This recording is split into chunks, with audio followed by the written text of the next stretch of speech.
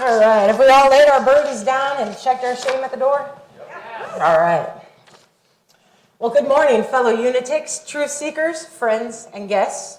If this is your first time at Unity, we hope you will find this a welcoming place. And on the table in the back of the sanctuary, there's a welcome packet that you can grab on your way out. I would like to take a moment and express my deep gratitude for being up here this morning. As most of you know, I'm a student in the Ministerial Prep program, and I would just like to give a big thank you to each and every one of you for being here with me on this journey. I would like us all to just take a moment and a deep breath as we ask the indwelling Spirit to be with us. Indwelling Spirit, abide in each and every one of us.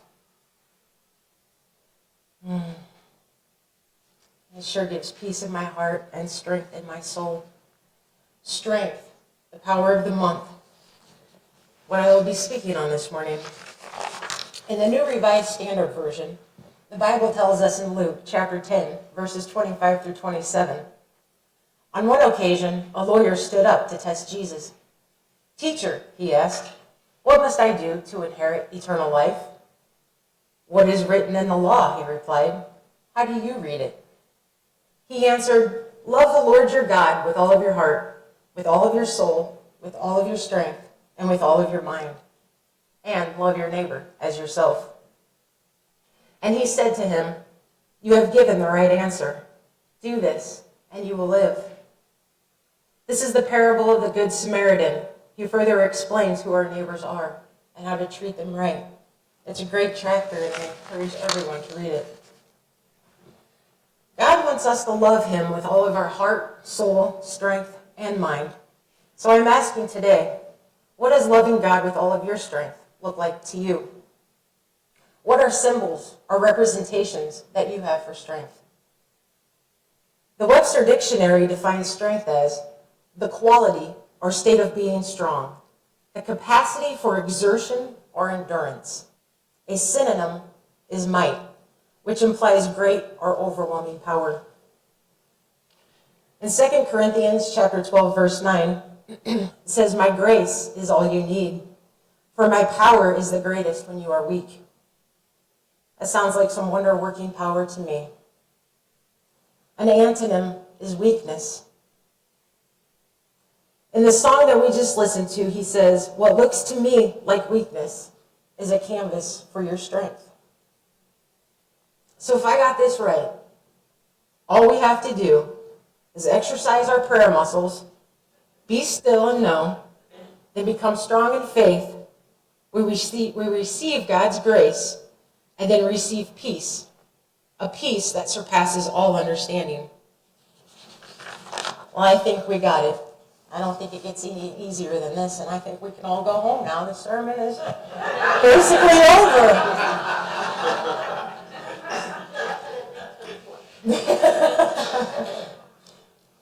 Since we're all still here, though, I don't know about any of you, but when I see the word strength, and I think to myself, I'm pretty strong. My muscles tighten, I puff out my chest. Of course I love God with all of my strength. My ego immediately reacts first. My ego, or edging God out, as Wayne Dyer says.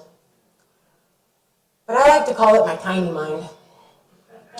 And my tiny mind first only thinks of physical strength, completely ignoring the other facets of strength in which I can love God with.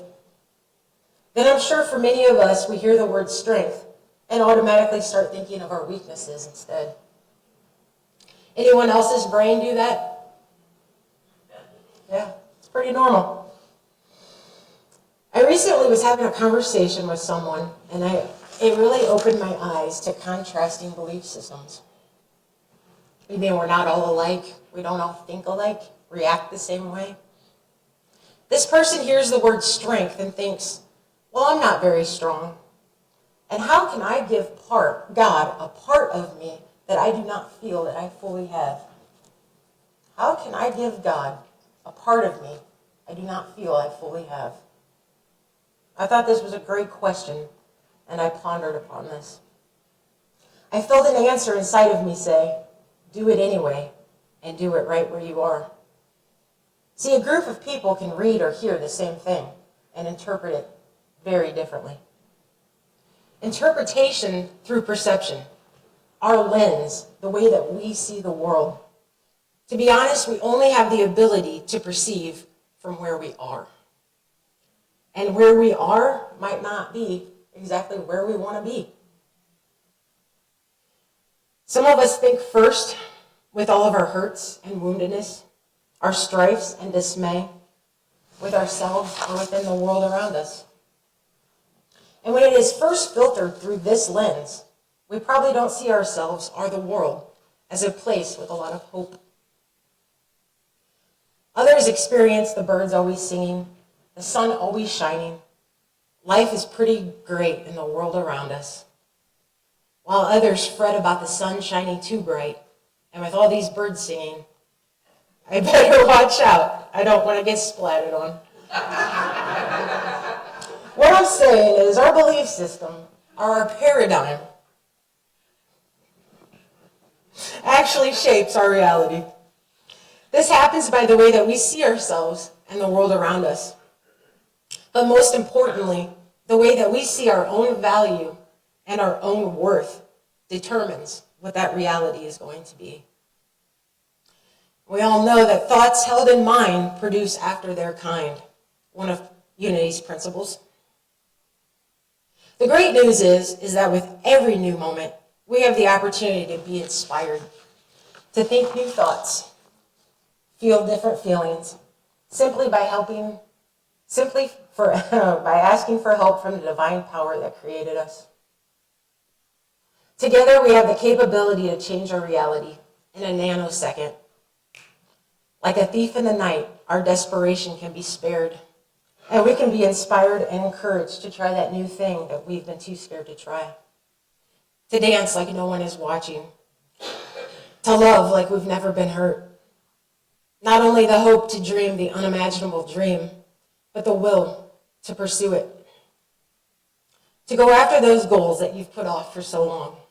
To live the life you've put in the someday category. Someday, when I'm smarter, stronger, richer, more beautiful. I'm just asking you to consider this day, this moment, as an opportunity to give to God all those parts of yourself that you deem as unworthy, and literally just give those to God.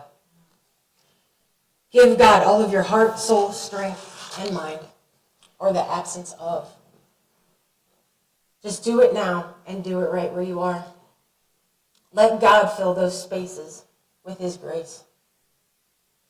When we give our most vulnerable parts to God, miracles transpire inside of us. What is the secret that you carry in your heart? The thing you would do but are too scared. For me, even my greatest weakness symbolizes strength, or a lack thereof, and something I need to work on within myself. And trust me, I will be busy with that for the rest of my days. But you see, we're all built by design to work with contrast. As above, so below. As within, so without. From the dark, I can see light. And where I am weak, I can achieve strength. Achieve being the key word. It is something we must take action on. Charles Fillmore, in the 12 Powers of Man, states that all strength originates in spirit, and the thought expressed brings the manifestation. The thought expressed brings the manifestation. Expression is our action. So what action steps can we take to find strength? Does it look mighty to you, moving mountains with faith as tiny as a mustard seed? Does strength look a little meeker to you? Not necessarily moving mountains, more flowing like a river, consistently, on a daily basis, praying and doing good deeds, loving your neighbor as yourself.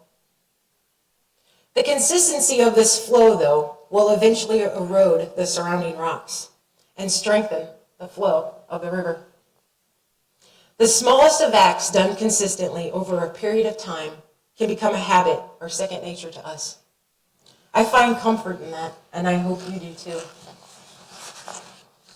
And if me just saying the word strength triggers its opposite in you, open up your Bible and find peace there.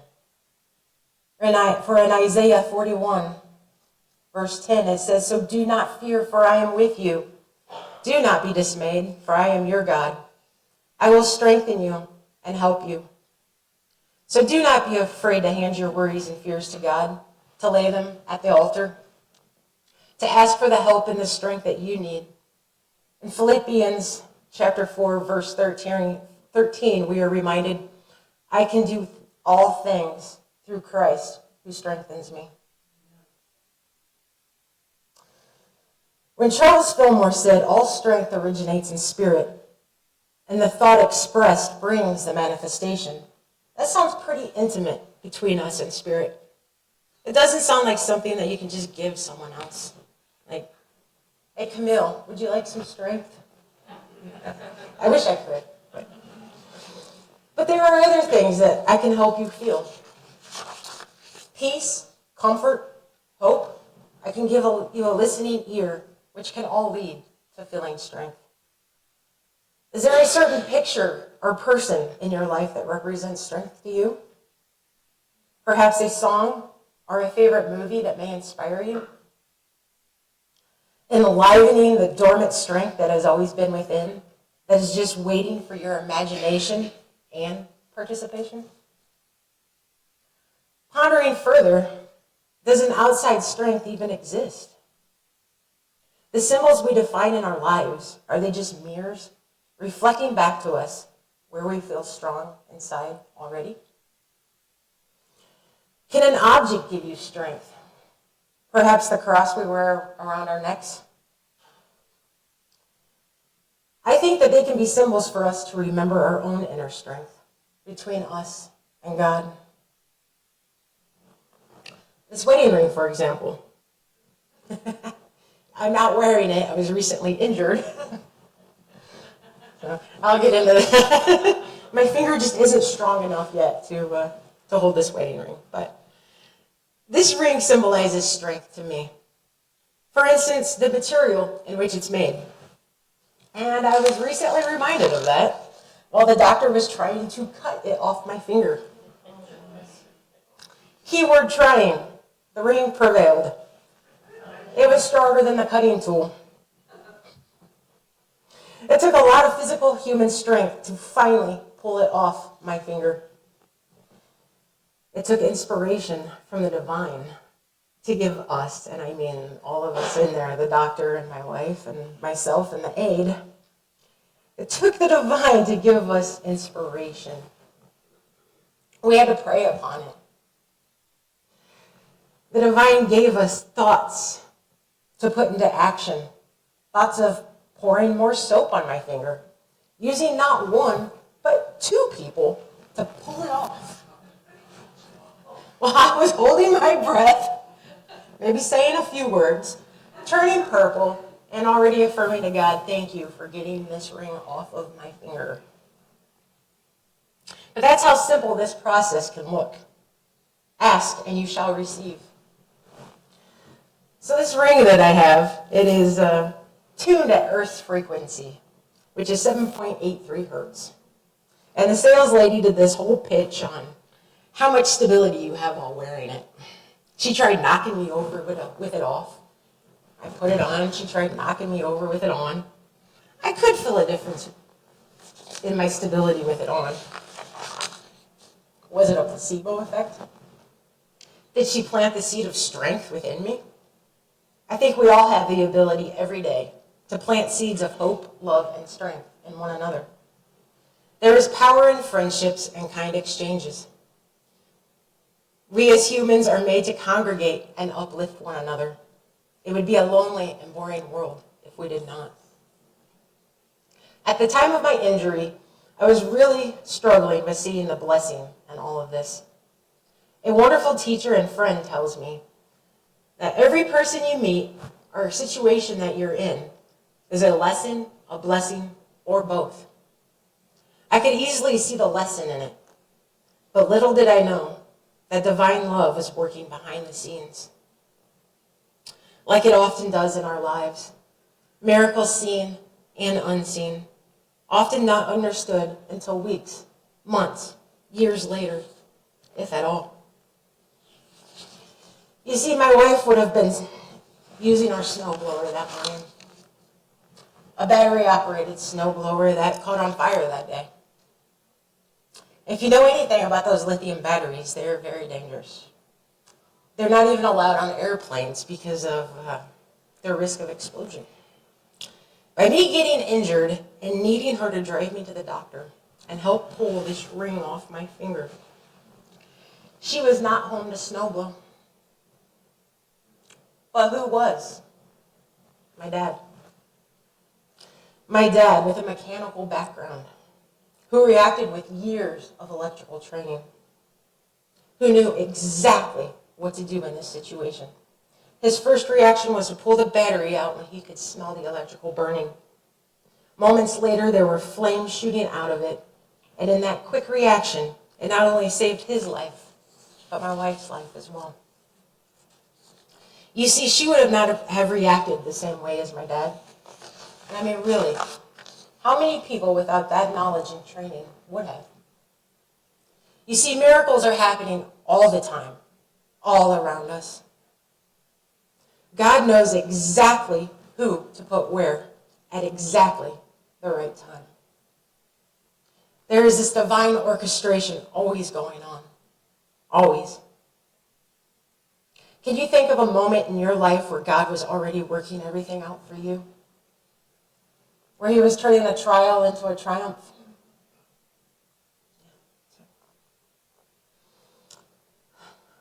After the fact is where you always find it. After the fact is where we have our 2020 vision. It's always after. You may ask how this strengthens you. You see, the more you are aware of his love, grace, and miracles in your life, it strengthens this personal relationship that you have. If you pray daily and are silent enough to hear God and act on what God is telling you, then God knows you are doing his work. And you know God is working in your life. It's reciprocal.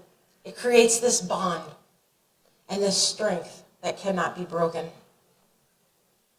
Just like this ring symbolizes to me, and I'm sure every married person in here, that there are no longer two, but one. I smile in this strength. And even in my moments of pain and vulnerability, Proverbs 3 reminds me, trust in the Lord with all of your heart and lean not on your own understanding. In all your ways, submit to him, and he will direct your paths. When God knocks on your door and you invite the indwelling Spirit into your home, Spirit doesn't care if your house is messy, has cobwebs, if the finest dishes aren't set at the table, or if they're all piled up in the sink for that matter.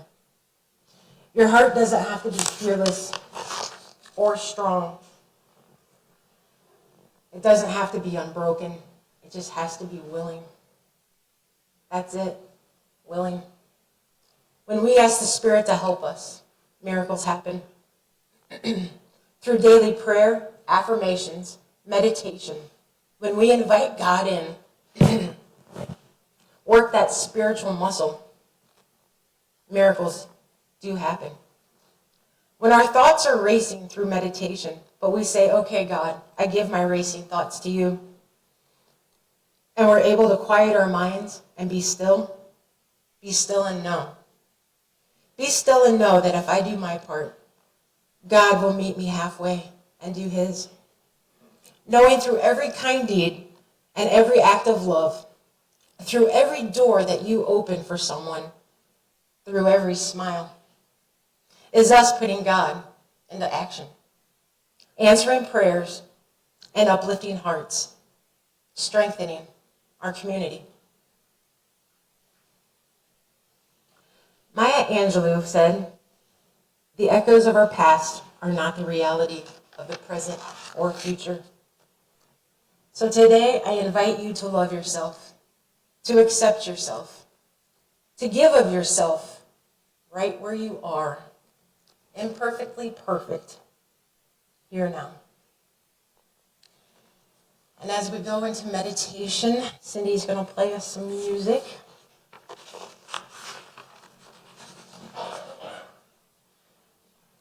So as we go into meditation, I invite everyone to soften our gaze. Close your eyes if you feel comfortable. Take a few deep, deep breaths. Center yourself. Release any tension. Meditate upon what parts of yourself do you not freely give over to God. Just take a few moments.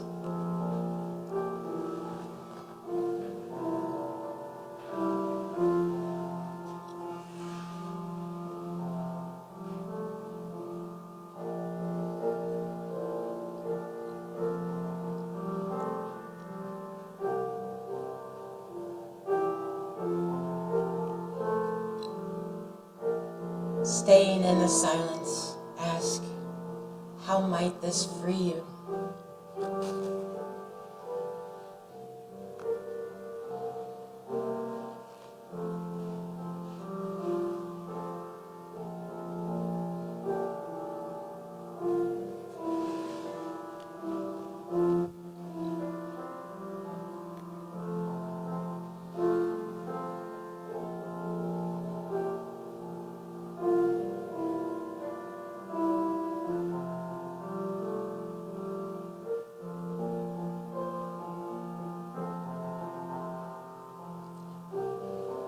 Still in the silence, how will this strengthen you?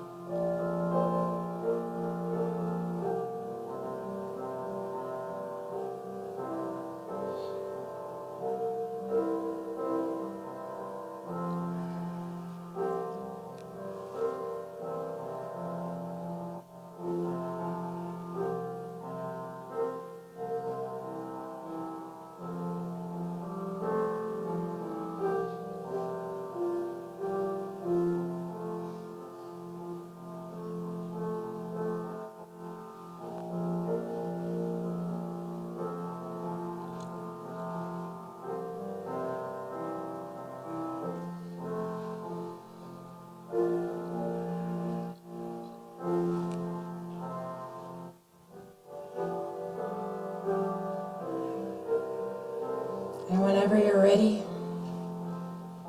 I ask you to gently come back to the room. Open your eyes, wiggle your toes, take a few breaths.